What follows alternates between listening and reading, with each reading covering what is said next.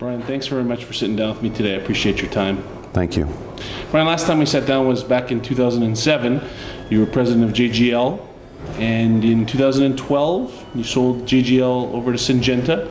You've since started a new company, Gerard Seed Solutions.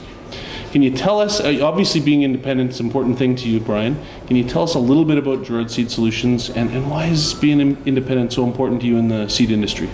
Well, I'll take the first piece because I think that really ties into who Gerard Seed Solutions is. By being independent, we are able to take all of the experiences we've had, both with multinationals, with the small family-owned seed company, our experiences with wheat, our experiences with soybean, the peripheral experiences we've had with other crops. And when we sit down with our customers, they know that we're non-biased. They know we're not there to champion a certain cause. They know we want to do something that's going to expand their brand, something that's going to expand their business. When we started Gerard Seed Solutions, we looked at it and thought it would be more of a consulting business.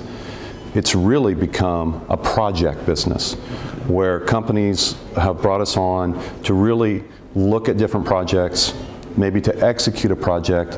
All of it was tied into expanding their brand, expanding their footprint. And I think that independence allows us to be very non-biased, allows us to give a full industry perspective, and one that the customer has a lot of confidence and a lot of trust on where it's coming from. We're here at the ISF Congress in Beijing, and there's obviously a lot of issues being discussed. What do you see as the number one topic going on right now in the international seed industry, and how do you see it panning out for the coming year? Well, fortunately, we don't have a hot button issue like a couple years ago when we were working on the ISF intellectual property rights paper. I think the key issues in the end are really about the free movement of seed.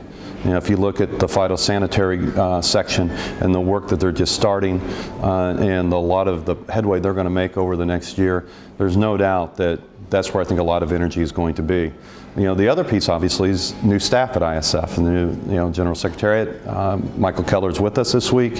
He starts, I believe, next week, and for him to get his hands around the ISF and really make sure that we're focused and targeted on the issues as they arise.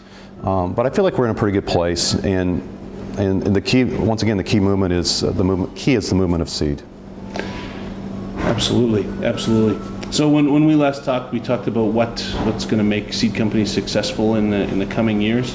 How's that changed since the last time we talked? What do you see as the skill set that's required for seed companies to be successful on a go forward?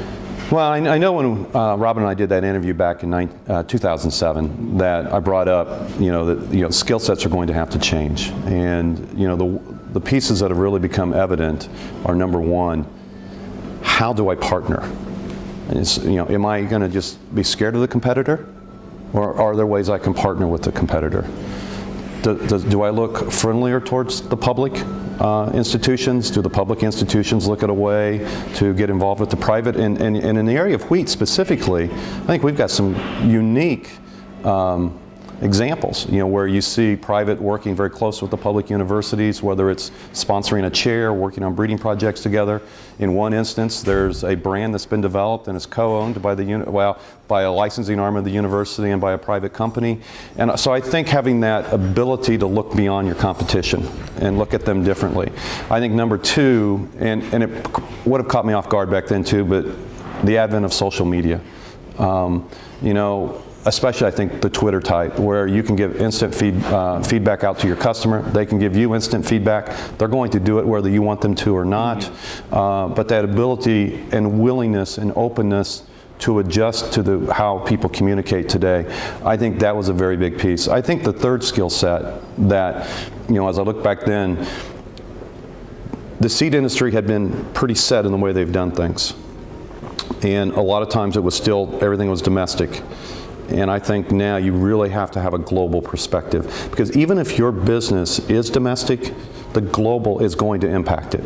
And the impacts may be from within the seed industry, or they may actually be outside of the seed industry. It could be government relations, it could be conflicts, wars, and how that impacts your business. So having that willingness and having that understanding that you need to look beyond Right. I think it was a very important skill set that I was referring to then that has come to fruition.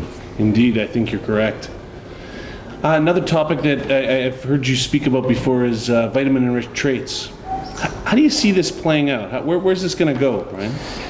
Unfortunately, I'm going to give you a bad answer, and that is I really don't know. Okay. You know, for me, especially when I look at biotech adaptation into the world, you know, one of the maybe ways to have a least amount of resistance, and you know, we're in China, you know, of course, golden rice has gone through this, but you know, there are vitamin deficiencies in a lot of the developing areas of the world.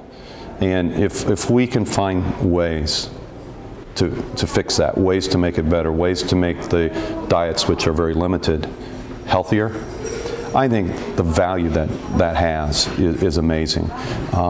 You know, I find it very hard when we've accepted science in every other area of our life. Do we want to go back to 1890 transportation practices? Do we want to go back to 1890 laundry practices? Do we want to go back to 1890 air conditioning practices, refrigeration practices? No. We want to go back to 1890s medicine? No. We love the advancements of science. We've got people who need food and need vitamin-enriched food.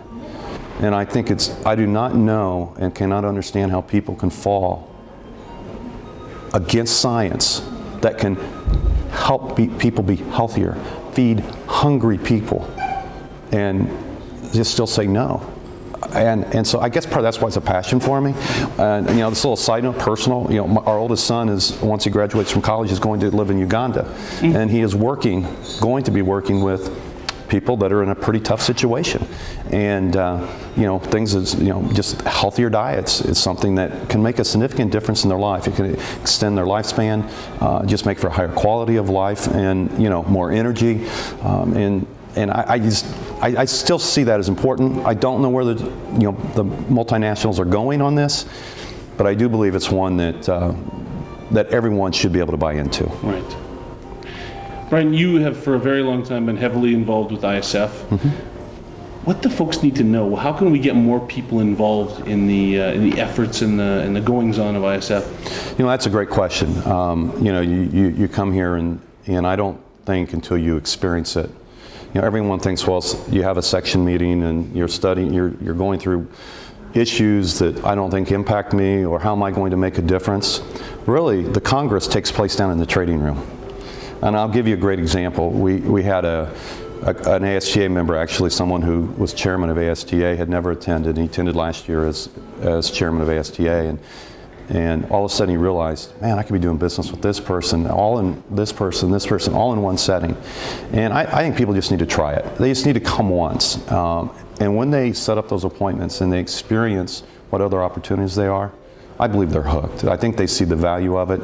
And then get involved on the political side. You know, I can tell you from personal benefit, small company at JGL, small company now, and as chair of the field crop section, the opportunities that have come the way of my company are very profound. And even I have a hard time figuring out which ones to do, which ones to not do. Right.